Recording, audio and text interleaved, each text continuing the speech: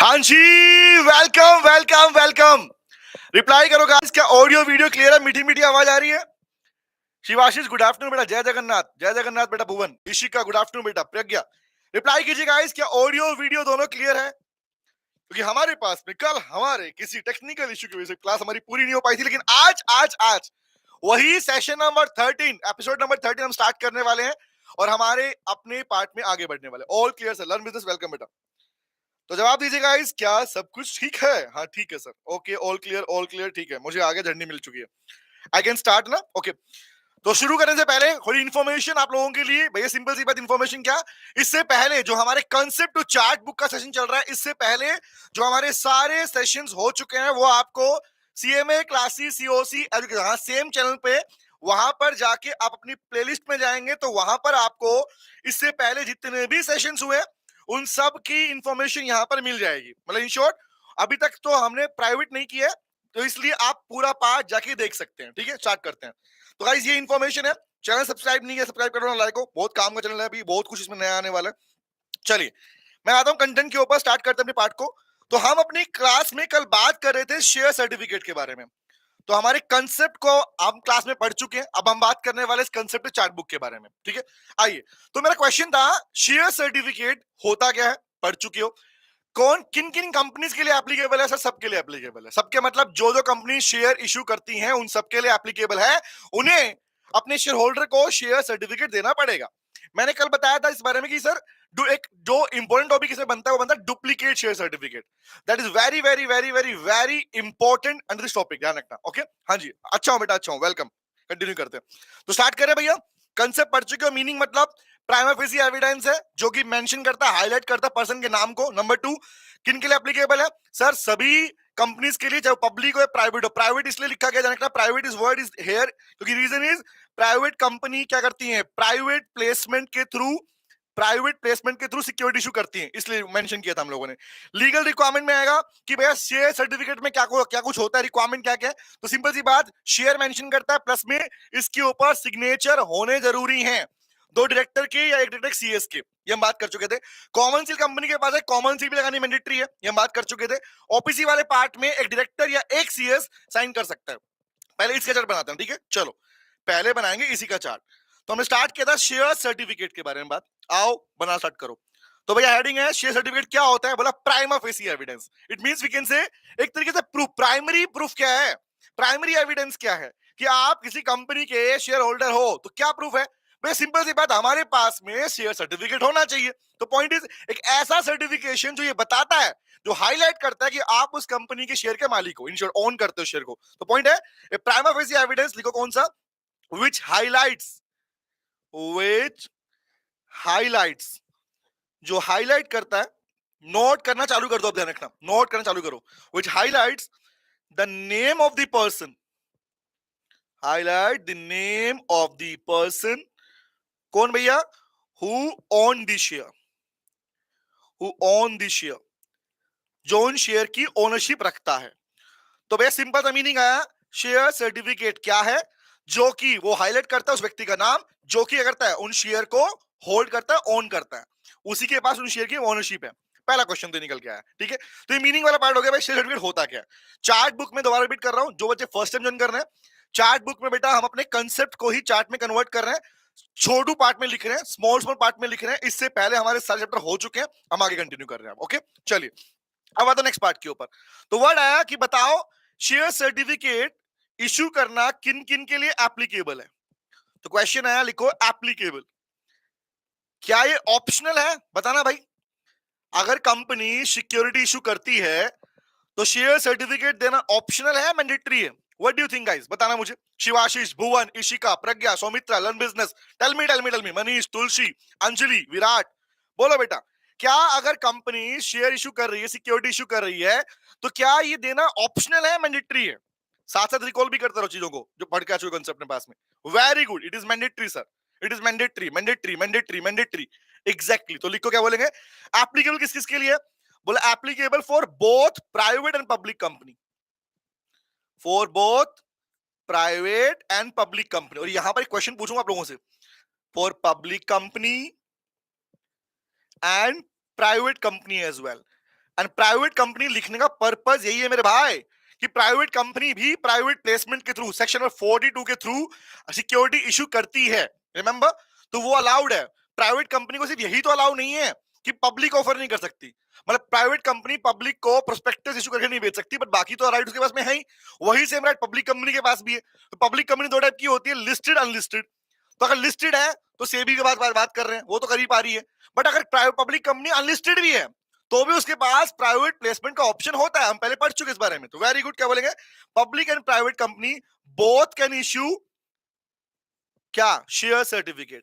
ये दोनों के लिए है, क्या है? लिखो applicable for this and it is mandatory. Write the word. क्या है ये? Mandatory to issue, mandatory to issue share certificate. इन दोनों के लिए शेयर सर्टिफिकेट इश्यू करना मैंडेटरी है।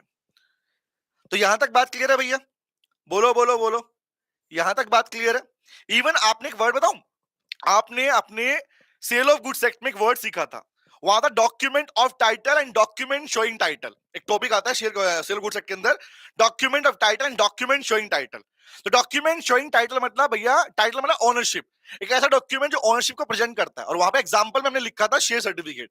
ये वही वर्ड ध्यान रखना है, ये कंपनी एक्ट पढ़ रहे हो, बट इसका डेफिनेशन, इसका मीनिंग, इस डॉक्यूमेंट का मतलब वहां भी हम सीख चुके हैं।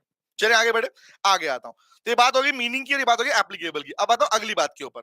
वर्ड आया कौन कौन सी लीगल रिक्वायरमेंट है। हमारे कंसेप्ट में हम पूरा पढ़ चुके, क्लास के अंदर पढ़ चुके हैं, मैं बता रहा हूं। रिक्वायरमेंट नंबर 1, ये स्पेसिफाई करता है नंबर ऑफ शेयर को, रिमेंबर, और कितना अमाउंट पे किया गया उसको। नंबर 2, दूसरा, इसके ऊपर सिग्नेचर होने चाहिए 2 डायरेक्टर या एक डायरेक्टर एक सीएस का। मेरा क्वेश्चन पूछता हूं, अगर किसी कंपनी के पास में सीएस नहीं है, सीएस नहीं है मतलब company is not having a CS, मतलब कंपनी ने अपॉइंटमेंट नहीं किया, कंपनी के आर्टिकल्स ऑफ एसोसिएशन में उसका नाम मेंशन नहीं है। Can you please tell me guys, if company is not having a CS, तो उस केस में शेयर सर्टिफिकेट को कौन साइन करेगा? Tell me. हाँ जी, अगर आपको बहुत मिस किया, मैंने भी बहुत मिस किया बेटा, thank you very much, this is for you. Tell me, बताओ। Exactly Pragya, very good. Saumitra, Anjali, लाजवाब, एग्जैक्टली सर, 2 डायरेक्टर साइन करेंगे। तो लिखते हैं। दूसरा, अगर कंपनी के पास कॉमन सील है, ये हम पहले पढ़ चुके हैं डेफिनेशन के पार्ट में, to have a common seal and not have a common seal is having a different meaning. मतलब ये था, आज as per the companies amendment, जो बातें बोल रहा हूं सुनते रहो, क्लास में पढ़ा चुका हूं पूरी बात तुमको। Sir, A company is having A common seal and not having A common seal is a different word. Different word मतलब कैसे? 2015 के अंदर कंपनी एक्ट में अमेंडमेंट आई थी। अमेंडमेंट के बाद डिसाइड किया गया भैया कि कॉमन सील लेना या ना लेना, अप्लाई करना या ना करना, कंपनी की चॉइस का पार्ट है। बट कंपनी के पास अगर कॉमन सील है, तो कॉमन सील मतलब ऑफिशियल सिग्नेचर ऑफ कंपनी है, तो सिंपली भैया उसे आज भी डॉक्यूमेंट पे लगाना पड़ेगा। तो क्वेश्चन ये आया, अगर कंपनी के पास कॉमन सील है तो क्या वो शेयर सर्टिफिकेट पे लगेगी नहीं लगेगी? बताना मुझे। कंपनी के पास में अगर कॉमन सील है तो वो शेयर सर्टिफिकेट भी डॉक्यूमेंट ही तो है, उस पे अफिक्स करना मैंडेटरी है, ऑप्शन है, मैंडेटरी है। ओके, आगे आता हूं। कंपनी 1 पर्सन कंपनी है, तो उस केस में क्या बोला? उस केस में भैया जब पर्सन ही एक है, मेंबर ही एक है, तो या तो वो खुद साइन करेगा, या फिर कंपनी के पास सीएस है वो साइन करेगा, या फिर बोर्ड ने जिसे अपॉइंट किया वो साइन कर सकता है। ये लीगल रिक्वायरमेंट है। तो आइए चार्ट में, ये पूरा कंसेप्ट चार्ट में मेंशन करते हैं। चलो आओ, तो शेयर नीचे आते हैं और बनाओ, लिखो इसके बारे में legal requirement. The next part is, ये बन गया ए, ये बन गया बी, तो इसको नाम देता हूं मैं ए। ये हो गया हमारा बी, किन किन पे एप्लीकेबल है। अब आता हूं सी पार्ट के ऊपर। तो सी में लिखो बेटा लीगल रिक्वायरमेंट, लीगल रिक्वायरमेंट। तो शेयर सर्टिफिकेट को इश्यू करने को लेके कौन कौन सी लीगल रिक्वायरमेंट है, एकदम शॉर्ट में लिखना, ध्यान रखना, पहले बोल रहा हूं। चार्ट बुक है, जितना शॉर्ट में लिखोगे उतना ज्यादा बेटर रहेगा, ठीक है? हाँ जी, हाँ, लगाना पड़ेगा सिर्फ, एग्जैक्टली बेटा, लिखो। तो लीगल रिक्वायरमेंट में हम वर्ड मेंशन करते हैं शॉर्ट के अंदर। पहला, पूछता रहूंगा, तुम्हारे कंसेप्ट भी रिकॉल होते रहेंगे यहां से। बताओ, पहला, शेयर सर्टिफिकेट क्या नंबर ऑफ शेयर मेंशन करता है? ऑब्वियस करता है। पर्सन का नाम हाईलाइट करता है? ऑब्वियस करता है। तो लिखो शैल स्पेसिफाई, उसमें लिखे होने चाहिए, shall specify the number of share, the number of share and amount paid up. Number of share भी मेंशन करेगा और क्या करेगा भैया, अमाउंट कितना पे किया वो भी मेंशन करेगा। नंबर 1, ठीक है। नंबर 2, क्या शेयर सर्टिफिकेट पर सिग्नेचर मैंडेटरी है? आंसर इज यस, लिखो shall be sign, it shall be sign. इसके ऊपर साइन चाहिए, किसके? Shall be sign. अब यहां पर क्वेश्चन आता है किसके साइन चाहिए? बोला दो लोग की बात करते हैं, या तो साइन हो दो डायरेक्टर्स के, या तो साइन हो two directors. Can you please tell me guys, ये दो डायरेक्टर किसी और नाम से बोलते हैं? बोलते हैं, इन्हीं को बोलते हैं डी डायरेक्टर। डी मतलब डेजिग्नेटेड डायरेक्टर्स, जिनके पास ये अथॉरिटी, जिनके पास ये पावर है कि वो साइन कर सकते हैं। तो पॉइंट आया, दो डायरेक्टर के पास में, या फिर और one director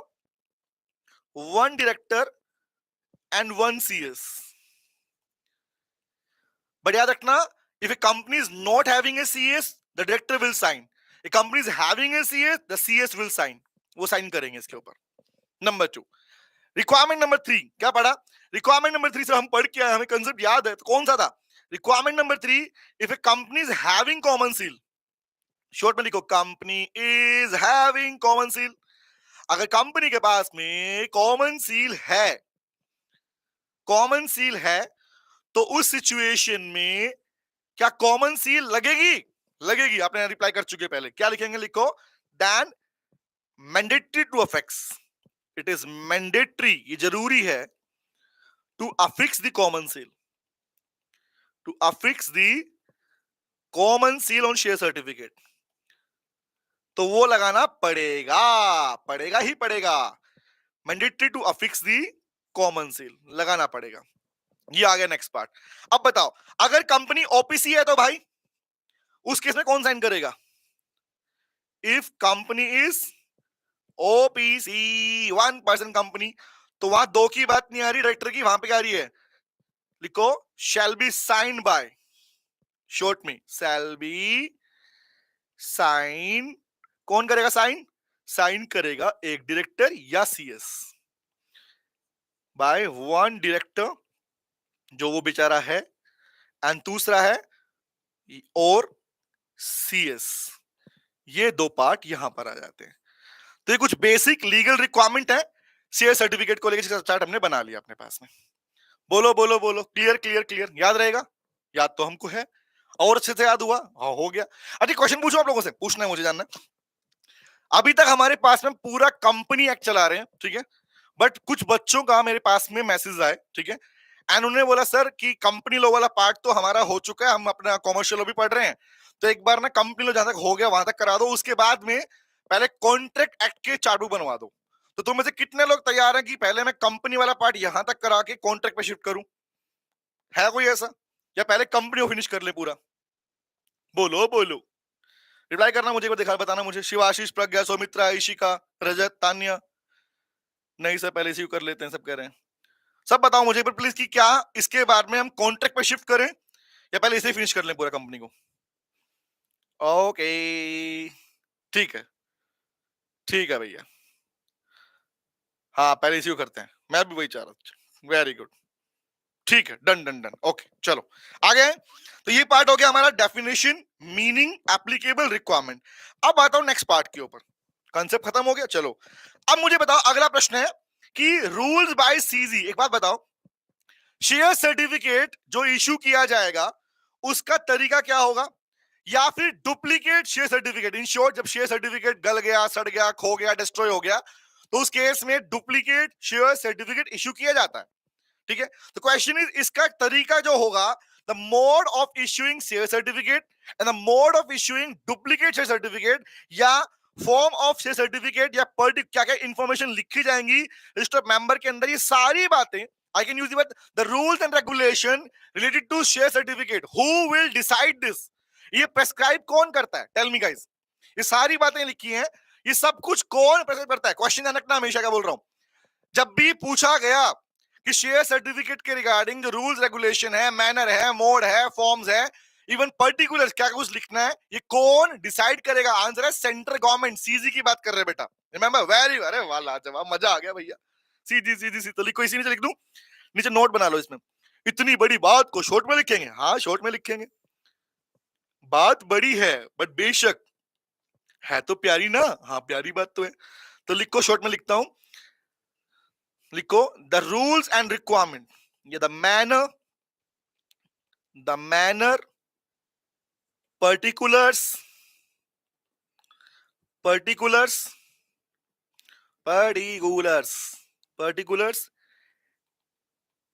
shall be prescribed by, कौन सी, relating with share certificate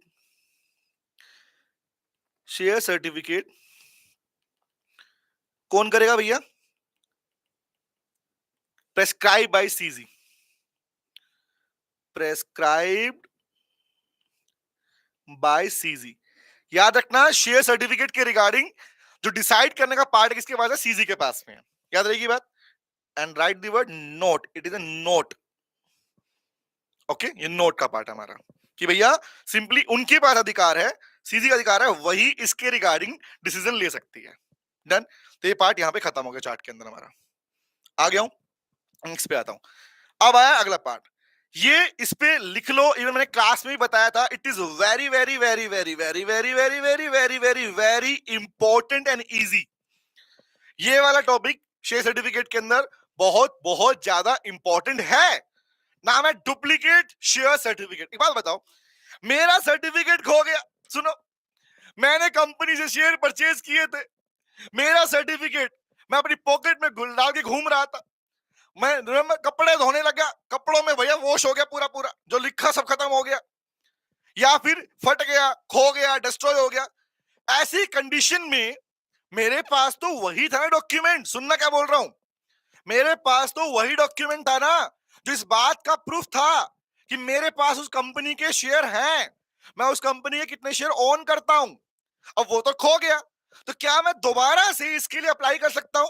क्या मुझे डुप्लीकेट शेयर सर्टिफिकेट मिल सकता है? हाँ सर, मिल सकता है, बट यहां पर याद रखना कंडीशन अलग अलग है कि कौन सी कंपनी वाले पार्ट में, कौन से सिनेरियो में, डिबेंचर वाले पार्ट में, सब्सक्राइबर वाले पार्ट में समय, टाइम लिमिट पूछेगा, टाइम लिमिट पूछता आपसे कि टाइम लिमिट क्या है डुप्लीकेट शेयर सर्टिफिकेट लेने की, या फिर अगर डुप्लीकेट शेयर सर्टिफिकेट इश्यू किया गया फ्रॉड करने के पर्पज से, तब क्या पनिशमेंट है। इसलिए टॉपिक बनता है मोस्ट इंपॉर्टेंट। चले तो पहले बात करते हैं कंसेप्ट क्या पढ़ के आए हो। हम कंसेप्ट पढ़ के आए हैं सर कि डुप्लीकेट शेयर सर्टिफिकेट, पहला क्वेश्चन है क्या है, ये इश्यू किया जाता है कब बेटा, ये प्रूव, अगर इट इज प्रूव, अगर ये प्रूव कर दिया आपने कि सर्टिफिकेट खो गया या डिस्ट्रॉय हो गया या फिर डिफेस हो गया, मल्टी टोन फट गया, तो उस केस में और आपने कंपनी को वो फटा हुआ, गला हुआ, सड़ा हुआ सर्टिफिकेट सरेंडर कर दिया। रिपीट कर रहा हूं, कंपनी आपको डुप्लीकेट शेयर सर्टिफिकेट तभी देती है जब आप ये प्रूफ कर देते हो कि देखो भैया ये गल गया, सड़ गया, और जो सड़ा हुआ गला हुआ है वो भी आपने क्या किया, कंपनी को सरेंडर कर दिया। उसी केस में कंपनी आपको डुप्लीकेट शेयर सर्टिफिकेट इशू करती है, पहला केस। नंबर 2, अगर कंपनी अनलिस्टेड है, अगर कंपनी अनलिस्टेड पब्लिक कंपनी है, मतलब अनलिस्टेड पब्लिक कंपनी है, तो यहां पर सर्टिफिकेट के shall be issued in 3 months, तो वहां पे 3 महीनों के अंदर आपको जब डॉक्यूमेंट सबमिट कर दोगे, प्रूफ दे दोगे, हाँ भाई ये रहा सर्टिफिकेशन, ये हमें इशू किया गया था, तो अनलिस्टेड कंपनी में 3 महीने के अंदर आपको डुप्लीकेट सर्टिफिकेट मिल जाता है। लेकिन यही कहानी है लिस्टेड पब्लिक कंपनी में, कितने बोला, विद इन 45 डेज। याद रखना बेटा, इन दोनों पे एग्जामिनर चाहे तो आपसे एमसीक्यू क्वेश्चन भी पूछ सकता है कि लिस्टेड कंपनी केस में डुप्लीकेट शेयर सर्टिफिकेट कितने समय मिल सकता है और अनलिस्टेड में कितने समय मिल सकता है, याद रहेगी बात है। तो ये दोनों पार्ट आपसे पूछे जा सकते हैं। हाँ, अंजलि का चोरी, अंजलि की बात बता मुझे, तुम्हारा शेयर सर्टिफिकेट कोई चोरी क्यों करेगा? ये आप जानते हो, जिस व्यक्ति का नाम सर्टिफिकेट पे लिखा हुआ होता है, लिखा हुआ होता है, वही उसी का मालिक होता है। ये डॉक्यूमेंट शोइंग टाइटल आप किसी को ट्रांसफर भी कर दोगे तो भी ओनरशिप ट्रांसफर नहीं होती है, पता है इस बात का बेटा। हाँ, और अगर हो भी गया तो प्रूव करना पड़ेगा कि हाँ भी आपका खो चुका है, ये चोरी हो चुका है, रिमेंबर। हाँ, खो गया तो सिंपल, अंजलि मैंने बोला ना, यू हैव टू प्रूव कि खो चुका है। उस केस में आपको डुप्लीकेट, आपको प्रूफ देने पड़ेंगे। देखो खोने पे क्या होता है, नॉर्मली खोने वाले केस में आप जाओगे ना, कंप्लेंट करोगे कि खो चुका है, कंप्लेंट की कॉपी आपके पास में होगी कि देखो हमने कंप्लेंट कर दी है, तो वो सबमिट करना पड़ता है आपको इन शॉर्ट। रिमेंबर, आपसे इतना डीप में नहीं पूछता, आपसे सिंपली पूछता है डुप्लीकेट से सर्टिफिकेट के रिगार्डिंग क्या कुछ लीगल प्रोविजंस है, ये पूछता है आपसे। चले आगे आता हूं, तो क्या बोलेंगे, अनलिस्टेड में 3 महीने मिल जाता है, लिस्टेड में 45 डेज मिल जाता है। आगे आता हूं, इसके बाद punishment for issue duplicate certificate. Punishment क्या है, पहले काम करते हैं, पहले इसी को लिखते हैं, पहले इसके चार्ट बनाता है, ठीक है। आओ, तो हेडिंग बनाओ, लिखो duplicate share certificate. Next heading is, लिखो लिखो लिखो, बनाओ चार्ट बेटा, लिखो duplicate share certificate. Duplicate share certificate. Duplicate certificate कब इशू किया जाता है और कैसे मिलता है, कितने समय मिलता है, तीनों बात याद रखने आपको, ठीक है। ओके, आइए। हाँ ओके सर, ठीक है, चलिए। तो वर्ड आया, लिखो। पहली बात तो, अगर क्या बोले, company can issue, right the word, company issue कर सकती है कब, तो लिखते हैं कुछ बातें इसके ऊपर। टिन टिन टिन, लिखो। फर्स्ट नोट करो, कब इशू करती है, लिखो a company can issue, company can issue duplicate share certificate, DSC लिख रहा हूं शॉर्ट में इसको मैं, ठीक है। पूरा लिख दूं क्या, पूरा लिख दूं, डुप्लीकेट शेयर सर्टिफिकेट। बताना बेटा कब कब, खो गया तो, लॉस्ट हो गया तो, डिस्ट्रॉय हो गया तो, रिमेंबर टोन हो गया तो, मल्टीफेस मतलब होता है बे सिंपल सी बात है, कलर जो इंक उस पे छपी हुई है वो मिल गया आपस में, धुल गया, धुलने के बाद हो जाता है, रिमेंबर। तो क्या बोलेंगे, company can issue duplicate share certificate, issue कर सकती है कब बेटा, नंबर 2 लिखो, अगर वो क्या हो गया, लॉस्ट और डिस्ट्रॉय, लिखो इफ लॉस्ट डिस्ट्रॉय, रिमेंबर मल्टीफेस और टोन, कोई भी कंडीशन हो, आपका ओरिजिनल शेयर सर्टिफिकेट बेटा क्या हो चुका है, वो खराब हो चुका है, तो ऐसे केस में आपको डुप्लीकेट शेयर सर्टिफिकेट मिल सकता है, मिल सकता है। कंडीशन आई तीसरी, कब कब मिल सकता है भाई, कौन सी कंपनी वाले केस में क्या कहानी है, कब कब मिल सकता है, तो बोला भैया दो बातें हैं। पहली बात, अगर कंपनी है, लिखो unlisted, in case of unlisted public company, और ये जो टाइमिंग लिख रहे हो बेटा, ये टाइमिंग लो ने फिक्स की है, देना पड़ेगा उनको, आपको इशू कर पाएगी कब बेटा, आओ बात करते हैं। पहले बोला in case of unlisted public company, unlisted public company, and in case of listed public company, unlisted में क्या और लिस्टेड में क्या, सेबी पे लिस्टेड हो तब क्या, नहीं हो तब क्या। तो टाइमिंग क्या याद करना, कंसेप्ट पढ़ के आ चुके हो तुम लोग, बताना मुझे, पूरा डिटेल में पढ़ाया है पार्ट मैंने, यहां बताओ मुझे, याद करो। अनलिस्टेड में कितना टाइम है, टाइमिंग कितना है, बोलो बोलो बोलो, अनलिस्टेड में टाइमिंग कितना है, हाँ आर्को जा रहा नहीं है बेटा, डोंट वरी, मैं डिस्कस कर लूंगा, डोंट वरी, टेंशन मत ले, मैं कर लूंगा डिस्कस। हाँ, अनलिस्टेड का टाइम कितना है बेटा, very good very good, 3 months, 3 months. Listed में कितना है, लिस्टेड में कितना है, 45 डेज, यस। तो लिखो कितना, इन केस ऑफ अनलिस्टेड लिखो, number 1 is very very good, लिखो within 3 months, within 3 months of submission of document, proof के लिए डॉक्यूमेंट सबमिट करने के बाद 3 महीने, ध्यान रखना, ठीक है। इसमें कितना है, बोला it is with in 45 days, with in 45 days, with in 45 days, 3 महीने इसके अंदर, 45 डेज इसके अंदर, कब से बोल रहा है, डॉक्यूमेंट सबमिट करने के बाद से बोल रहा है। तो क्या है भैया, इशू कर सकते हो, कब होता है और किन कंपनी केस में क्या क्या होता है, इज इट क्लियर। आ गया हूं, चलो आगे आते हैं। अब आई बात हमारे पास में कि एक बात बताओ, सुनना ध्यान से बात को। कंपनी के डायरेक्टर्स मिले हुए थे किसी पर्सन के साथ में, और अगर डुप्लीकेट सर्टिफिकेट इशू किया गया without any proof, without submission of document, सुनना क्या बोल रहा हूं, मतलब आप चाहते थे, एग्जांपल एग्जांपल समझना, सुन example, let's suppose I am giving example here guys, सुनना। एक बात बताओ, छोटी सी बात पूछता हूं आपसे मैं, ठीक है, क्वेश्चन पूछता हूं, let me tell you, a practical question लेके चलता हूं, रिप्लाई करना मुझे इस बात का, ठीक है। मेरा क्वेश्चन ये है बेटा, लेट्स सपोज एक पर्सन था ए नाम का, मतलब example there is a company, यहां पर एक कंपनी है, I am giving a question, please हर बच्चा रिप्लाई करेगा मुझे इस बात का, तुम भी जानो जो तुम पढ़ रहे हो वो एक्चुअली कैसे इंप्लीमेंट होता है। एक कंपनी है, कंपनी ने शेयर बेचे थे, तो शेयर बेचने के बाद एक व्यक्ति था बेटा, व्यक्ति का नाम था रामू। रामू नाम का एक व्यक्ति था, शेयर होल्डर था कंपनी का, जिसको एक ओरिजिनल शेयर सर्टिफिकेट इशू किया गया था। उसे ओरिजिनल शेयर सर्टिफिकेट इशू किया गया था, ठीक है। मतलब Ramu is having the original share certificate issue किया गया था। बट हुआ क्या, कंपनी के डायरेक्टर्स का किसी और तीसरे बंदे से कोई कनेक्शन था। अब रामू के पास शेयर, रामू कभी अपना फेस दिखाने आया ही नहीं, रामू किसी मीटिंग में प्रेजेंट हुआ नहीं। तो नॉर्मली क्या हुआ, डायरेक्टर्स ने क्या किया, डायरेक्टर ने पैसे बनाने के चक्कर में क्या किया, एक तीसरे पर्सन को, कंपनी का क्या, कंपनी डायरेक्टर ने क्या किया, डायरेक्टर्स ने, आई can use the word, company के डायरेक्टर्स ने मेल जुल करके फ्रॉड करने की इंटेंशन से, सुनना क्या बोल रहा हूं, फ्रॉड करने की इंटेंशन से एक तीसरे व्यक्ति को, किसको लिखता हूं मैं, धामू, रामू के प्लेस पर धामू से कुछ पैसे लिए और पैसे लेके धामू को डुप्लीकेट शेयर सर्टिफिकेट इशू कर दिया, ये दिखाकर कि धामू के पास शेयर ट्रांसफर हो गए और धामू को हमने रामू के प्लेस पर, एग्जांपल, धामू बोला मैं तो रामू का ही लीगल रिप्रेजेंटेटिव हूं। सुनना क्या बोल रहा हूं, धामू क्या बोल रहा है, मैं तो रामू का ही ऑथोराइज एजेंट हूं, उसका रिप्रेजेंटेटिव हूं। तो एक काम करो, रामू का शेयर खो गया है, मुझे शेयर दे दिया जाए। डायरेक्टर से उसने बातचीत कर ली, अच्छी अच्छी ताल में बिठा लिया, पैसे वैसे की पार्टी वार्टी कर दी और धामू के नाम पर क्या किया, डायरेक्टर ने डुप्लीकेट सर्टिफिकेट इशू कर दिया। क्या कर दिया, डुप्लीकेट सर्टिफिकेट उसको बना के दे दिया, ये मानकर कि वो एजेंट है रामू का, डुप्लीकेट शेयर सर्टिफिकेट इशू कर दिया।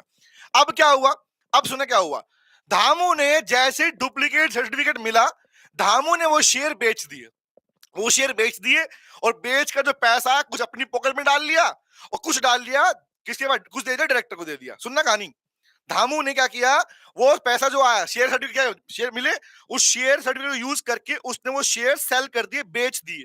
सुनना मेरी कहानी, बेच दिए, ठीक है। अब बात सुनना, अब हुआ क्या, बाद में रामू को जब शेयर बेचने थे, रामू को जब सो लगा कि यार मुझे पैसे की रिक्वायरमेंट है, I am having the original share certificate, तो एक काम करता हूं, बेचने जाता हूं।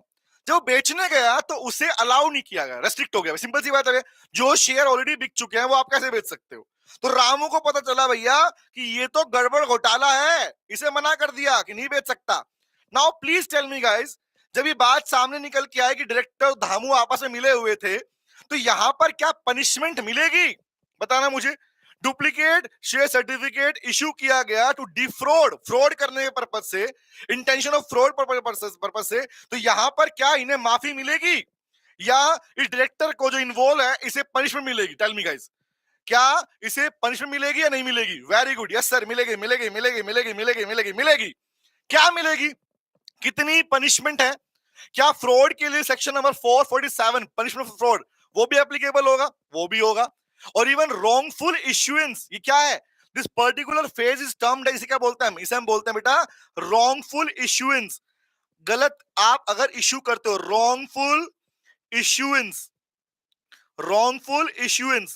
सेक्शन नंबर 46 इसी के बारे में बात करता है और 447 बात करता है पनिशमेंट फॉर फ्रॉड के बारे में। तो क्वेश्चन ये आता है, अगर ऐसा कुछ भी कंडीशन बना तो यहां पर पनिशमेंट है, क्या है, आइए बात, क्या पढ़ा था, आओ पढ़ लेते हैं।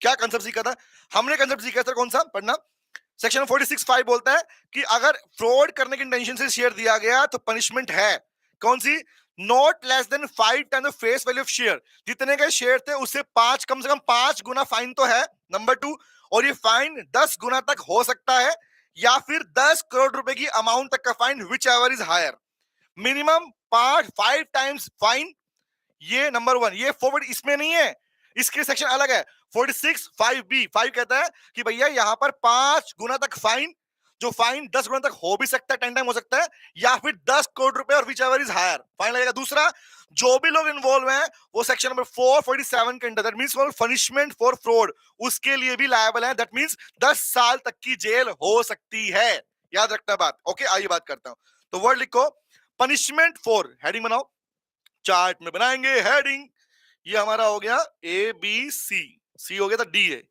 दिस वन इज डी, तो डी में मैं लिख रहा हूं। अब लिखो ई पार्ट, ई कंसेप्ट क्या है, लिखो punishment for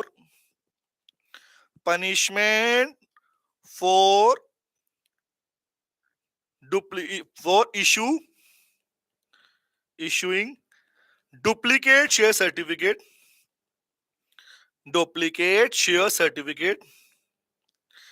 क्या पनिशमेंट है अगर डुप्लीकेट शेयर सर्टिफिकेट इशू किया जाता है? पर्पस क्या है? टू डिफ्रॉड, फ्रॉड करने के पर्पस से। लिख दो, शॉर्ट में लिखो, I can use the word with intention to defraud, या write the word with an intention. सोच क्या थी? फ्रॉड करने की।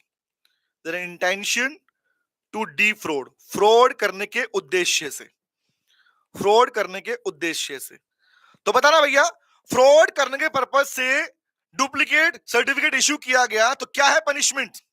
हमें याद है तो लिखो, हमें याद है तो कौन सी है? बोला पहली पनिशमेंट है भैया, कितना? फाइन लगेगा आप पर। फाइन कितना है? लिखो, मिनिमम कितना है भैया? मिनिमम या नॉट लेस देन मतलब 5 टाइम्स। मिनिमम कितना है? 5 times of face value of share. 5 times of face value of share, value of share, share के 5 टाइम्स वैल्यू वो लगेगा। 100 रुपए अगर मतलब 1000 रुपए थे तो कितने हो गए? 5 मिनट 5000 रुपए हो गए। 5 लाख था तो 50 लाख हो गए, सिंपल सी बात है, 5 टाइम्स। और क्या है? एंड विच में एक्सटेंडेड टू, मैक्सिमम कितना है? मैक्सिमम लिखो, मैक्सिमम फाइन कितना है बेटा? एक्सटेंडेड टू कितना है? मैक्सिमम, तो मैक्सिमम बेटा 10 टाइम्स और 10 करोड़ रुपीस।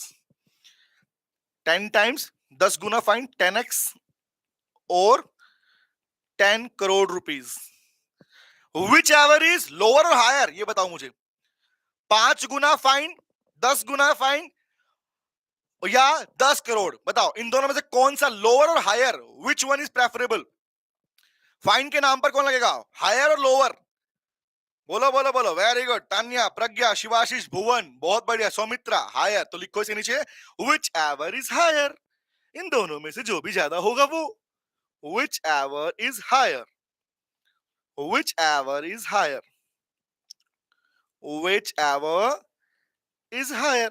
इन शॉर्ट इसका मतलब ये हुआ मेरे भाई कि कल को फाइन निकालना पड़ा और फाइन का पता चला कि भैया फाइन बना 8 करोड़ रुपए, एग्जांपल फाइन बना 8 करोड़ का फाइन बन गया, बट मैक्सिमम फाइन कितना है? 10 सीआर। तो हायर कौन सा है? 10 CR, that will be consider, remember. तो जो हायर फाइन है वो लगेगा उसके ऊपर। दूसरा क्या है?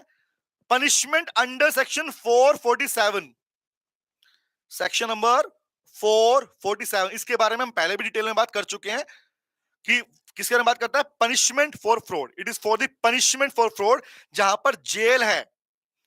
Punishment for fraud which defines the word punishment for fraud. और ये सेक्शन कभी चेंज नहीं होगा, ध्यान रखना। मैंने डिटेल में इसके ऊपर प्रॉपर आपका चार्ट मेकिंग करवा दी है, और जो आपने क्लास में भी डिटेल में समझाया है मैंने पूरा पार्ट कंसेप्ट। तो गाइस ये बना कि डुप्लीकेट शेयर सर्टिफिकेट इश्यू किया गया फ्रॉड करने के पर्पस से, तो फाइन कितना कितना है और क्या पनिशमेंट है? रिमेंबर, बोलो बोलो बोलो, क्लियर है? फाइन वर्ड जो ऊपर वाला पार्ट है दैट इज सेक्शन नंबर 446 5 के हिसाब से चल रहा है, ये है फ्रॉड के पनिशमेंट है। बोलो यहां तक बन गया चार्ट? क्या मैं आगे बढ़ूं? क्या अब हम टाइम लिमिट की बात करें कि अगर डुप्लीकेट शेयर सर्टिफिकेट इश्यू करना है तो डिबेंचर वाले केस में क्या है, शेयर वाले पार्ट में क्या है, सब्सक्राइबर है तो क्या है, मेंबर है तो क्या है? तो टाइम लिमिट के ऊपर जो अब क्वेश्चन पूछ सकता है आपसे। चलें आगे बढ़े, डन, ओके। अगले पार्ट पे चल बनाते हैं। तो ये बन गया हमारा डी के बाद ई, ई के बाद लिखते हैं एफ, ई के बाद आता है एफ। अब बात आएगी बेटा टाइम लिमिट के बारे में। टाइम लिमिट, तो बताओ भैया गाइस, ये देखो जो यहां पे मेंशन किया गया ये वाला चार्ट प्रॉपर बुक में आपके है, इसके ऊपर मैक्सिमम चांसेस हैं आपसे एमसीक्यू क्वेश्चन पूछ सकता है। सेक्शन नंबर 56 बात करता है time limits for delivery certificate. एक सर्टिफिकेट देने की बात कर रहा हूं। सर्टिफिकेट अगर दिया जा रहा है तो सर्टिफिकेट देने क्या टाइम है? अभी अपने 2 पार्ट सीखे थे। आपने सीखा कि लिस्टेड में क्या, अनलिस्टेड में क्या। अब क्वेश्चन है कि अगर कंपनी का सब्सक्राइबर हो तो क्या, रिमेंबर सब्सक्राइबर हो तो क्या, शेयर अलॉटमेंट किया नॉर्मल केस में तो क्या। सर मतलब क्या दोनों में? सब्सक्राइबर मतलब वो लोग जिन्होंने एमओए को साइन किया था, who signed the MOA, Memorandum of Association. Number 2, या any other case, या दूसरा डिबेंचर इशू किया तो डिबेंचर के टाइम पर भी तो एक्नॉलेजमेंट शेयर सर्टिफिकेट इशू किया जाता है, हाँ करते हैं। तो उस केस में क्या, रिमेंबर, तो डिबेंचर सर्टिफिकेट का पार्ट में क्या, चौथा केस कौन सा है, अगर आप किसी कंपनी में अपने शेयर किसी दूसरे व्यक्ति को बेचते हो, that means called transfer of share. तो इन चारों के ऊपर टाइमिंग का पार्ट आपको अलग से याद रखना है। तो वर्ड पढ़ना पहले क्या था, हम पढ़ चुके पहले इस बारे में। कौन सा, नंबर 1 कौन सा, बोला in case of allotment security to the subscriber to memorandum, अगर सब्सक्राइबर को सर्टिफिकेट इशू कर रहे हो तो बोला विद इन 2 मंथ्स, तो उस केस में 2 महीने का टाइमिंग है, 2 महीने के अंदर आपको शेयर सर्टिफिकेट देना पड़ता है। नंबर 2, शेयर अलॉट करो किसी और केस में कितना है, वहां भी 2 महीने का टाइमिंग है, बट डिबेंचर वाले पार्ट में ये टाइमिंग है 6 महीने का, 6 महीने का। दूसरा, ट्रांसफर कर रहे हो शेयर को तो वहां पर बोला 1 महीने के अंदर अंदर ट्रांसफर का इंटीमेशन मिलने के पहले पहले, मिलने के बाद में 1 2 3। तो लिखिए इस बारे में, आओ तो लिखो time limits for delivery. Next one is and the last one is time limit क्या है, टाइम लिमिट फॉर डिलीवरी, कब डिलीवर होगा, delivery of share certificate, share certificate, share certificate मिलने की टाइम डिलीवरी क्या है आपके पास में। तो फर्स्ट नोट करो बेटा, 4 केसेस में यहीं पे लिख देता हूं, ठीक है, जैसे चार्ट बना रहा हूं वैसे बनाते हुए चलो। फर्स्ट हमारे पास में अगर इश्यू कर रहे हो किसको, if issue to subscriber, issue to subscriber to MOA, subscriber of MOA, memorandum के सब्सक्राइबर को इश्यू कर रहे हो तो कितना टाइम है, number 1। Number 2, in any other allotment, any other allotment, subscriber के अलावा बाद में कर रहे हो तो क्या, नंबर 2। तो इन दोनों में टाइम क्या है, इन दोनों का टाइम लिमिट सेम है बेटा, कितना है, लिखो विद इन 2 मंथ्स। तो इनका लिख लो, इन दोनों केस में शेयर को अलॉट करने के बाद में बोला कितना, विद इन 2 मंथ्स, 2 महीने के अंदर अंदर आपको शेयर सर्टिफिकेट देना पड़ता है इस केस के अंदर। ये बोला कब का बात, जब शेयर इशू कर रहे हो तो, नंबर 1। उसके बाद बताओ दूसरा, मुझे बताओ, हाँ तुलसी बेटे, यस हाँ एग्जैक्टली। दूसरा क्या है, दूसरा पार्ट है डिबेंचर वाले पार्ट में। तो डिबेंचर अगर दिए इशू किए कंपनी ने तो डिबेंचर होल्डर्स के क्या कैसे, तो लिखो वहां पर टाइम है बेटा कितना, 6 महीने, 6 months, 6 within 6 months of allotment, debenture allot करने के टाइम पे 6 महीने के अंदर अंदर, रिमेंबर। तो लिखो next is call within, it is within क्या, debenture certificate will be issued within 6 months, तो वहां पे 6 महीने के अंदर आपको देना पड़ेगा, ठीक है। डिबेंचर वाले पार्ट में टाइमिंग ज्यादा ध्यान रखना, ओके। ट्रांसफर किया तब क्या है, अगर सोचो ध्यान से, अगर एक मेंबर दूसरे मेंबर को, मान एग्जांपल मेरे पास किसी कंपनी के शेयर है, आप जानते हो, पढ़ चुके हो, याद रखना, पब्लिक कंपनी में शेयर्स को ट्रांसफर करना बेचना फ्रीली है, मतलब फ्रीडम है आपके ऊपर, कोई रेस्ट्रिक्शन नहीं है। प्राइवेट कंपनी में रेस्ट्रिक्टेड है, restricted by articles of association AOA के थ्रू। तो क्वेश्चन ये है, बेशक पब्लिक प्राइवेट की बात करो, बट पॉइंट ये है, अगर शेयर ट्रांसफर कर रहे हो तो अगर मैंने आपको शेयर बेच दिए तो उस केस में आपको सर्टिफिकेट कब मिलेगा, भाई सिंपल सी बात, जब मैं नोटिफाई कर दूंगा, इंटीमेट कर दूंगा उसके 1 महीने के अंदर अंदर। तो बोला within 1 month of receipt of transfer deed या इंटीमेशन ऑफ ट्रांसमिशन, जैसे कंपनी को बता दूंगा मैं शेयर बेच चुका हूं, उसके बाद मिल जाएगा। तो लिखो नेक्स्ट कौन सा है, अगला है ये वाला, कौन सा है, इन case of transfer of share, in case of transfer of share, transfer of share, transfer is a different word, ध्यान रखना, ट्रांसफर मतलब मेंबर ने दूसरे को बेचे, भाई ध्यान रखना। तो वहां पर क्या बोलता है, बोला sir with in 1 month of receipt, with in 1 month, 1 महीने के अंदर अंदर, विद इन 1 मंथ, किसका 1 मंथ, याद रखना है बातें, पढ़ा करो बातें, 1 मंथ किसका, पढ़ा है सर, पढ़ा, हमें याद है, हमें पता है, 1 मंथ ऑफ रिसीट ऑफ या इंटीमेशन ऑफ ट्रांसमिशन, इंटीमेट करने के बाद में, इंटीमेशन ऑफ ट्रांसमिशन, कंपनी को बता दिया मैंने भैया कि मैं बेच चुका हूं, तो उसको बताने के बाद में 1 महीने के अंदर अंदर आप क्या करोगे, आपको सर्टिफिकेट इश्यू हो जाता है।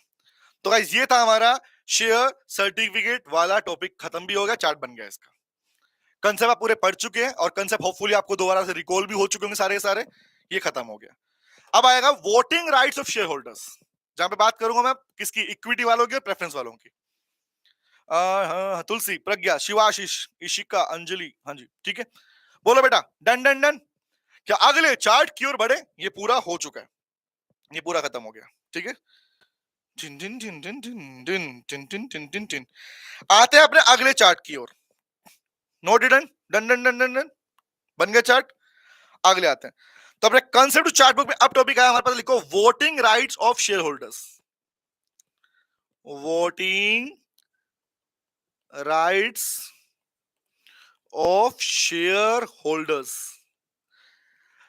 अब माय क्वेश्चन इज, भैया सिंपल सी बात, शेयर होल्डर्स कौन कौन से? मे बी देवी इक्विटी वाले या प्रेफरेंस वाले, है ना। करना रहता है ना बिफोर ट्रांसफर। हाँ विराज, विराज कह रहा है सर, हाँ क्या हाल चाल बहुत बढ़िया बेटा। एक क्वेश्चन था प्राइवेट कंपनी वाले पार्ट में मेंबर को। विराज एक बात बता मुझे, ये बात याद है या नहीं याद है कि प्राइवेट कंपनी के अंदर share transfer restricted by articles of association है, विच मींस दैट कंपनी के आर्टिकल्स में मेंशन होगा, लिखा हुआ होगा कि भैया क्या रेस्ट्रिक्शन है आपको शेयर बेचने को लेकर, जिसमें एक मैंने बताई थी कौन सी आपको, कि अगर प्राइवेट कंपनी में कोई मेंबर अपने शेयर किसी आउटसाइडर को बेचना चाहता है, सुनना क्या बोल रहा हूं, तो उस केस में पहले उसे अपनी कंपनी के जो मेंबर्स हैं उनसे पूछना पड़ेगा कि आप में से कोई मेरे शेयर खरीदना चाहता है। अगर कंपनी के खुद के मेंबर ने मना कर दिया तभी वो अलाउ है बाहर बेचने के लिए। It is one of the restriction, remember, ये एक रेस्ट्रिक्शन है, इसके अलावा और भी हो सकती है हमारे पास में। बट क्वेश्चन है, मुझे बता, जब रेस्ट्रिक्शन फॉलो कर ली, आपने सबसे पूछ लिया, आपको अलाउ कर दिया गया, तब आप बेच रहे हो बाहर, तो भाई सिंपल सी बात है ना तो वहां तो इंटीमेट ही हो गया ना एक तरीके से, क्या बेच रहा हूं मैं, सिंपल सी बात है कि देखो भाई तुम नहीं खरीद रहे हो, बाहर बेच रहा हूं, तो वो इंटीमेशन कि मैं बेच रहा हूं, सिंपल सी बात है। इंटीमेशन सिंपली में से नोटिस को बोलते हैं, क्या आपने कंपनी को नोटिस दे दिया कि मैं अपने शेयर बाहर वालों को बेच रहा हूं, प्राइवेट कंपनी वाले पार्ट में, है ना। Okay sir, thank you. Okay, आते हैं टॉपिक के ऊपर, लिखा voting rights of share holder, section number 47। क्या बोलता है, बात करना भाई। दो बातें आएंगी, पहली बात सुन लो। एक बात तुमसे पूछता हूं, पहले तुम पढ़ चुके हो, ये क्लास में पूरा डिटेल करा चुका हूं, अब तुमसे पूछता हूं, मैं बातें करता हूं तुमसे, विचार बनाएंगे, ठीक है। क्या एक बात बताओ, अगर इक्विटी शेयर होल्डर है तो क्या, प्रेफरेंस शेयर होल्डर है तो क्या? हमने इवन अपनी क्लास के अंदर इसके ऊपर पूरा चार्ट बनाया था लास्ट सेशन के अंदर, जहां मैंने बात की थी आपसे equity share holder with differential right और प्रेफरेंशियल राइट, रिमेंबर। तो क्वेश्चन इज, इक्विटी शेयर वाले कौन से, जिनके पास इक्वल राइट, इक्विटी मतलब इक्वल राइट भाई, सिंपल सी बात है, सिंपल सी बात, they are having equal rights. दूसरा डिफरेंशियल मतलब राइट्स में डिफरेंस है, सिंपल सी बात है, वोटिंग के अंदर डिफरेंस आ रहा है। माय पॉइंट इज, इक्विटी और प्रेफरेंस में से किसको वोट करने का अधिकार इक्वल है? हर एक मीटिंग का मतलब कंपनी की सभी मीटिंग के अंदर वो कौन है जिसे वोटिंग का अधिकार दिया गया है? बताओ मुझे, टेल मी गाइस, वो कौन है इन दोनों में से जिसे कंपनी के अंदर, बोलते ना घर का आम सदस्य घर का बड़ा बेटा, रिमेंबर नाम दिया, हमने को नाम भी दिया था। टेल मी गाइस, वो कौन है जिसे कंपनी की सभी रेजोल्यूशन के ऊपर होने वाली मीटिंग में वोट करने का अधिकार है? Who is having the equal right to vote in every meeting on every resolution placed before the company? Can you please say? Very very good, exactly, तुलसी, विराज, सौमित्रा, भुवन, प्रज्ञा, बहुत बढ़िया, अंजलि, एग्जैक्टली, इक्विटी वाले सर, इक्विटी वाले। तो preference वालों को right नहीं है क्या? सोचो, सब प्रेफरेंस वालों को भी राइट है, बट सभी में नहीं, सिर्फ उन्हीं में जिसमें उस प्रेफरेंस शेयर होल्डर वाले पर्सन का उस मीटिंग के रेजोल्यूशन से अफेक्ट हो रहा होगा इंटरेस्ट। मतलब अगर मैं किसी कंपनी का प्रेफरेंस शेयर होल्डर हूं, सुनने क्या बोल रहा हूं, मैं किसी कंपनी का अगर प्रेफरेंस शेयर होल्डर हूं, तो भैया नॉर्मल तो मैं हर मीटिंग में वोट नहीं डाल सकता, लेकिन कोई मीटिंग अगर ऐसी है जो मेरे राइट्स को अफेक्ट करती है, मेरा डिविडेंड अफेक्ट कर रही है, रेट ऑफ इंटरेस्ट की बातें कर रहे हैं, मैं अगर अफेक्ट हो रहा हूं, तो I am having the right to vote in that meeting also, ध्यान रखना। तो प्रेफरेंस वाले के पास में उस समय पर राइट आ जाता है, पहला केस। नंबर 2, या फिर कंपनी ने पिछले 2 साल से मुझे डिविडेंड दिया ही नहीं, तो मैं भैया सिंपल, जब तुम मुझे बड़ा घर का बड़ा बेटा बोल तो रहे हो, मान नहीं रहे हो, रिमेंबर तुम घर के बड़े बेटे हो, बट तुम्हारे पास कोई अधिकार नहीं है, तुम्हें कोई बेनिफिट नहीं मिल रहे, तो वहां क्या होगा भाई? उस केस में तो वो आम ही हो गया ना भाई, सिंपल सी बात। कोई तुम्हें कह रहा तुम बड़े हो बड़े हो बड़े हो, बट तुम्हारी वैल्यू कुछ है नहीं, तो क्या बोलोगे? फिर तो बराबर ही हूं मैं, तो उसमें भी तुम अधिकार रखते हो, ठीक है। आइए बात करते हो, चलो, तो वर्ड पढ़ना, वोटिंग किसका, हम पढ़ चुके हैं पहले इस बारे में, कि कंसेप्ट पूरा पढ़ा चुका हूं क्लास के अंदर, अभी से चार्ट बनाएंगे, ठीक है, पहले सुन लो।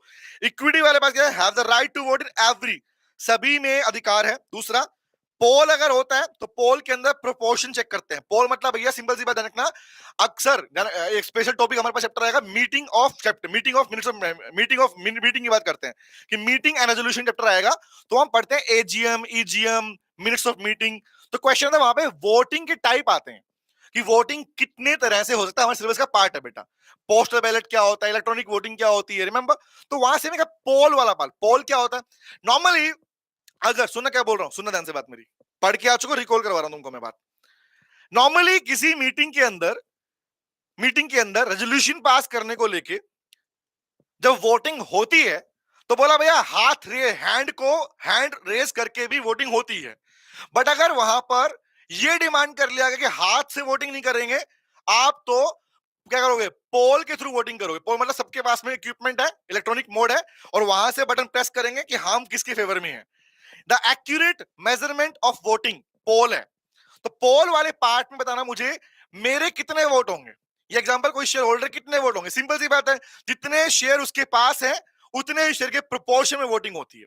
सिंपल सी बात है, आप जानते भी है इक्विटी वालों में एक शेयर एक वोट, रिमेंबर याद है, एक शेयर एक वोट। तो जितने शेयर आपके पास में उसके प्रोपोर्शन में वोटिंग होती है। नंबर 2, तीसरी बात बोले प्रेफरेंस में क्या है, प्रेफरेंस वाले सभी में वोट नहीं कर सकते।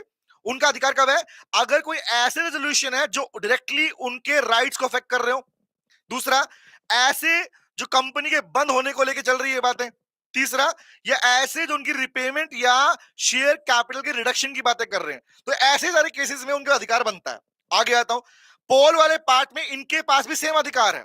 अगर पोलिंग का पार्ट चल रहा है तो अपने प्रोपोर्शन ऑफ शेयर के अंदर ये वोट कर सकते हैं। जितना शेयर प्रोपोर्शन में बनता है उतना वोटिंग इनको बनता है, उतना अधिकार। लेकिन ध्यान रखना, ओनली ओनली उन्हीं रेजोल्यूशन के टाइम पर, जिस समय पर इनको क्या कहेगा, जिस समय पर इनके राइट अफेक्ट हो रहे हो उस टाइम पर ही। ओके, तीसरा कैसे पढ़ा, अगर डिविडेंड नहीं दिया गया इनको 2 सालों तक या उससे ज्यादा तक, प्रेफरेंस वालों को अगर 2 साल या उससे ज्यादा डिविडेंड नहीं मिलता तो बेटा वहां पर ये सभी रेजोल्यूशन में वोट कर सकते हैं। मतलब they will be deemed to be considered as equity part. जैसे इक्विटी वालों को सब पे अधिकार है, ऐसे प्रेफरेंस वालों को भी सब पे अधिकार मिल जाता है। ये बात ध्यान रखना बेटा।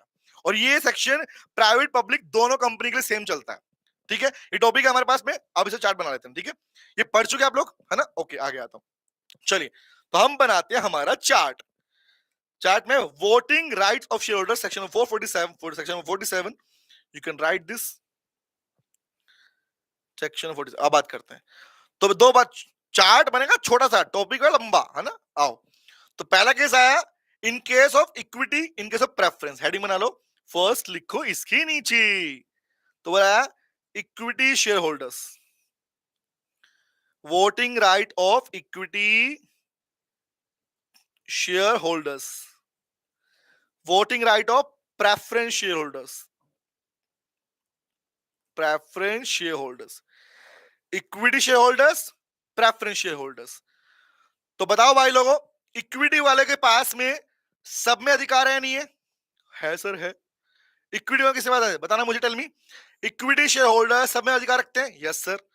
प्रेफरेंस वाले ओनली वही जिसमें उनका राइट अफेक्ट हो रहा हो, रिमेंबर। तो लिखो इक्विटी में कब कब है, दे कैन, पहला वर्ड लिखता हूं, पहला आया इसके अंदर हमारे पास में, on every resolution they can vote, लिखो in every resolution, every resolution.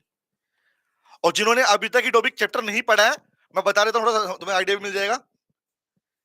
जिन्होंने अभी तक ये पार्ट नहीं पढ़ा, चैप्टर तक नहीं पहुंचे बेटा, लेट मी टेल यू कि जब भी कंपनी में कोई चेंज की बात आती है ना, कंपनी चेंज करती है, क्या रेजोल्यूशन है, क्या मीटिंग की बात कर रहा हूं, वो सुन लो, थोड़ा आइडिया मिल जाएगा तुमको यहाँ से।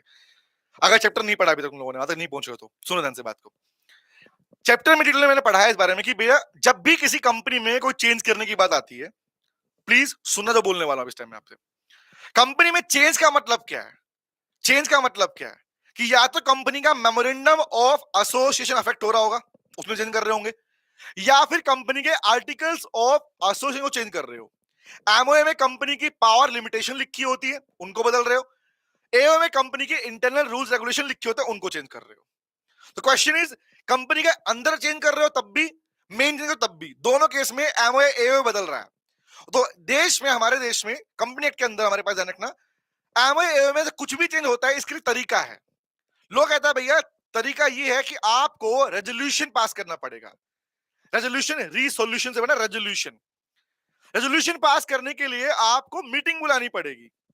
रेजोल्यूशन पास करना पड़ेगा, मीटिंग बुलानी पड़ेगी, मीटिंग में वोटिंग होगी। वोट होने के बाद में अगर वोट फेवर में गए तो पास कर सकते हो, वरना नहीं कर सकते हो। तो ये हम पढ़ते हैं प्रॉपर्ली रेजोल्यूशन में कौन सा, स्पेशल रेजोल्यूशन क्या होता है, ऑर्डिनरी रेजोल्यूशन क्या होता है, बोर्ड रेजोल्यूशन क्या होता है। स्पेशल में 75% वोटिंग फेवर में होनी चाहिए, ऑर्डिनरी में मिनिमम 50% वोटिंग फेवर में होनी चाहिए, बोर्ड में 100% होनी चाहिए। ये हम पढ़ते हैं इसके बारे में। सेम मीटिंग के बाद मीटिंग में एजीएम क्या होती है, ईजीएम क्या होती है, बोर्ड मीटिंग क्या होती है, उसका पूरा प्रोसीजर आपके सिलेबस का हिस्सा है। तो क्वेश्चन ये है बेटा, हम बात कर रहे हैं उसी के बारे में कि रेजोल्यूशन जब पास किया जा रहा है मीटिंग के अंदर तो किन किन को वोट डालने का अधिकार है। बोला अधिकार इक्विटी वालों को तो है ही। किस में अधिकार है, बोला जितनी भी मीटिंग होगी सब में राइट है उनको वोट करने का। और इक्विटी मतलब they are having equal right, उनके पास जितने वोट है वो वोट कर सकते हैं। नंबर 1। नंबर 2, सब में कर पाएंगे, कर पाएंगे। दूसरा, अगर पोल हुआ तो दे कैन वोट इन पोल। अगर पोल की डिमांड कर ली गई, काफी बार मीटिंग के अंदर अगर हैंड रेस करके सॉल्यूशन नहीं निकलता तो वहां पर डिमांड होती पोल करवा लो जी। होता ना, किसी ने हाथ ऐसे उठाया, किसी ने ऐसे उठाया, ऐसे उठाया, तो बोलता नहीं नहीं हाथ से नहीं मान रहे भाई, हमसे हाथ से नहीं मान रहे, पोल करा लो। तो पोल वाले केस में क्या है, बोला उस केस में फिर वोटिंग कैसे होगी, voting is based on proportionate basis. Proportion basis पर, प्रोपोर्शनेट बेसिस पर वोट होगा, बेसिस ऑफ होल्डिंग शेयर। जितने शेयर आपके पास हैं उस बेसिस के ऊपर वोट किया जाता है। तो इन शॉर्ट एक बात कॉमन समझना भैया, सिंपल सी बात ये है कि इक्विटी वालों को तो सभी में अधिकार है वोट करने का। नंबर 1। दूसरा जो मेन पार्ट है वो इसके लिए है, इस पार्ट के अंदर इनको तो है ही है। इसमें आता है कि प्रेफरेंस वालों को अधिकार है। बोला नॉर्मली अधिकार नहीं है, लिखो generally note, they are not having the right to vote in every resolution. लिखो not having the right, not having the right to vote in every resolution। सभी रेजोल्यूशन में वोट करने का अधिकार नहीं है उनको, सभी में अधिकार नहीं। Not having the right, not having the right to vote in every resolution. But किस में बोला, एक्सेप्ट, केस दूसरा जाएगा यहां पे। लेकिन कहानी क्या है, कहानी में ट्विस्ट क्या है, एक्सेप्ट कुछ केसेस हैं। लिखो एक्सेप्ट। एक्सेप्ट में क्या है कि वो कौन कौन से केसेस जहां पर अधिकार बनता है इनके पास में, एक्सेप्ट वाला पार्ट क्या आता है। तो एक्सेप्ट में क्या है, डायरेक्टली उनका राइट अफेक्ट हो रहा है उस मीटिंग के अंदर, कर सकते हैं। एग्जांपल दूंगा, मुझे बताओ कि प्रेफरेंस शेयर वालों को जो डिविडेंड मिलता है उसके परसेंटेज में चेंज करने की बात हो रही है मीटिंग में। अब बताओ मेरे को, tell me guys, preference share holder वालों को जो डिविडेंड का परसेंटेज दिया जाता है, अगर कंपनी उस डिविडेंड की परसेंटेज को चेंज करने के लिए मीटिंग बुला रही है तो क्या इनके पास अधिकार आया या नहीं आया, बताना मुझे बेटा। भुवन बेटा वो पूरा चैप्टर तुम देख लेना, तू वहां तक पहुंचा नहीं इसका मतलब। हाँ, वहां मैंने प्रॉपर डीप में पढ़ाया है, प्रॉपर कंसेप्ट पढ़ाया है कि पोल का मतलब क्या है, पोल का तरीका क्या होता है, कौन से लीगल प्रोविजंस हैं, क्या पनिशमेंट्स के पार्ट आते हैं, चेयरमैन का डिसाइड कैसे होता है, सब बता रखा है बेटा मैंने। ठीक है, ओके। मैंने कहा था मैं कंसेप्ट नहीं पढ़ा रहा हूं, मैं कंसेप्ट पढ़ चुकी हूं, उसके चार्ट बनवा रहा हूं तुमको मैं। ओके, यहाँ डीप में क्लास चल जाएगी अदरवाइज यहाँ पे, है ना। हाँ एग्जैक्टली, तो वहां पे राइट है ना। हाँ यस, वेरी गुड। या तो उनके राइट अफेक्ट हो रहे हो, डिविडेंड नहीं मिला 2 साल से, वेरी गुड। तो लिखो कौन सा है, एक्सेप्ट इन केस। पहला केस कौन सा है भैया, number 1, directly affect the right, directly affecting the rights. तो अगर उनके राइट्स, उनके इंटरेस्ट को डायरेक्टली अफेक्ट करने के लिए मीटिंग हो रही है, they are having the option to vote in that meeting. Number 2, company अगर बंद हो रही है तो बताना, तो कंपनी के बंद होने का अफेक्ट नहीं पड़ेगा क्या, ऑब्वियस पड़ेगा। तो लिखो company winding up of company, in case of winding up of company, company बंद हो रही है तब भी उनके पास अधिकार है। ये तो हम पहले पढ़ते हैं कि वाइंडिंग अप के टाइम पर ये आएंगे और अपना वो अधिकार मांगेंगे, नंबर। और अब जानते भी हो प्रेफरेंस वालों को इक्विटी से पहले अधिकार मिलता है वाइंडिंग अप के टाइम पर। तीसरा, या फिर और क्या बोला हमने, प्रोपोर्शनल वोटिंग होती है, हाँ इनके पास अधिकार बनता है। बट तीसरा मैं बताऊं कि अगर 2 साल से, दिस वन इज इंपॉर्टेंट, ये वाला पार्ट इंपॉर्टेंट है जानना। बोलेंगे sir dividend, if dividend not paid not paid for 2 years, 2 साल से और मोर, 2 साल या उससे ज्यादा से प्रेफरेंस वालों को डिविडेंड नहीं दिया गया तो भी उनके पास अधिकार है कि वो सभी रेजोल्यूशन में वोट कर सकते हैं।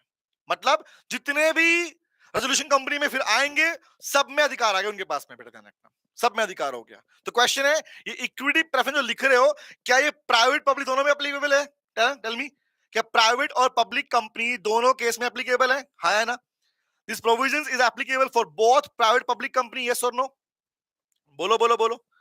सेक्शन 47, ये वोटिंग का जो पार्ट पढ़ रहे हो ये सब में अधिकार इनके पास में। हाँ, पोल नीचे क्या लिखा है, कहां पे क्या लिखा है नालायक, कहां पे? प्रोपोर्शनेट बेटा, proportionate basis of holding shares. तो जितने शेयर आपके पास में वो प्रोपोर्शन डिसाइड कर लेगा, सिंपल सी बात है। ठीक है, ओके ओके ओके, चलो आओ। तो वर्ड आया applicable for, you can write the word, ये एप्लीकेबल किसके लिए? This section is applicable for both public company and private company, public company and private company. लो भैया लो, इसका भी चार्ट बना लिया हम लोगों ने, खत्म खत्म, हाँ खत्म, done done done done done, ये भी चार्ट बन गया। अब नेक्स्ट आएगा स्वेट इक्विटी शेयर, ये नोट कर लो पहले बेटा, चिन चिन चिन, बट उसे हम स्टार्ट करेंगे अपनी कल वाली क्लास के अंदर। अभी मैं कुछ सेशन जो आपके ये वाले सेशन है ये रेगुलर लेने वाला हूं, ओके? अभी हमारे ये वाले सेशन कुछ दिन तक रेगुलर चलते रहेंगे, ओके? तो कल भी दोबारा हमारा ये सेशन 2:30 पे ही होगा, ओके? जिसमें हम अपने आगे वाले पार्ट करेंगे, ओके ओके ओके। बोलो बोलो, जल्दी से बोलो। भुवन, तान्या, अंजलि, प्रज्ञा, आर्को, विराज, हाँ हाँ सर प्लीज रेगुलर लीजिए, thank you thank you thank you, मुझे पता है बेटा। हाँ, पीछे कुछ सेशंस नहीं हुए तो मैं रेगुलर लूंगा, सेशन कुछ दिक्कत नहीं है ना, ओके? हाँ बढ़िया सर, हर दिन होना चाहिए, भुवन कह रहे हैं। ठीक है, okay guys, done done done. तो कल हमारे पास में हम अपना कंटिन्यू करेंगे नेक्स्ट पार्ट के चार्ट, स्वेट इक्विटी शेयर के लिखेंगे, चार्ट बनाएंगे, और इसके बाद बायबैक ऑफ शेयर वाला पार्ट करेंगे। तो बायबैक और स्वेट इक्विटी शेयर वाले जो चार्ट हैं वो हम कल बनाएंगे, वो हम कल बनाएंगे, okay? See you guys, thank you very much. अगर आपने वीडियो को लाइक नहीं किया है, तुम मुझसे प्यार नहीं करते हो तो मार खाओगे। अंगूठे का बटन दिख रहा है उसे दबा के मार दो, तुम यूट्यूब पे दिख रहा है दबा दबा के मार दो, दबा के मार दो उसको, ठीक है? Okay, thank you very much guys, you take care. और अगर आप चैनल पे नए थे तो चैनल को सब्सक्राइब कर लो बेटा, क्योंकि बहुत सारी चीजें ऐसी है जो तुम्हारे लिए इस चैनल पे आने वाली है। और प्लीज सुनो सुनो सुनो सुनो, यहाँ पे आओ, तुम्हारे जूनियर्स के लिए, सीएमए फाउंडेशन वाले बच्चों के लिए भी अब इस चैनल पर बहुत कुछ आने वाला है, उनकी प्रिपरेशन को शानदार बनाने के लिए। तो उन तक भी ये बात पहुंचा देना कि वो आए, इस चैनल से जुड़ जाएं बेटा। Thank you very much. तो अगर आपने पिछली वीडियो नहीं देखी है तो वो भी देख सकते हो, मैंने बोल दिया आप लोगों को। चैनल पे जाओगे, प्लेलिस्ट में खोलोगे, फर्स्ट प्लेलिस्ट में दिखेगी यहाँ से, तो यहाँ पर जो भी क्लास अभी तक हुई है वो सब यहाँ पर अवेलेबल अभी तक तो है, बाद में हट जाएंगे तो पता नहीं, है ना? ओके, हाँ भुवन बेटा, आई विल टेल यू, मैं पूरा इन्फॉर्मेशन लेके आऊंगा, डोंट वरी, टेंशन मत ले, okay? Viraj, love you sir, love you बेटा, love you, thank you thank you thank you thank you. गाना गाना है, रसिक थोड़ी जाओगे, कौन सा? बाय बाय और टाटा, सी यू अगेन, और कल फिर मिलेंगे तेरे मेरे नैन। बाय बेटा, take care, bye bye, see you, bye.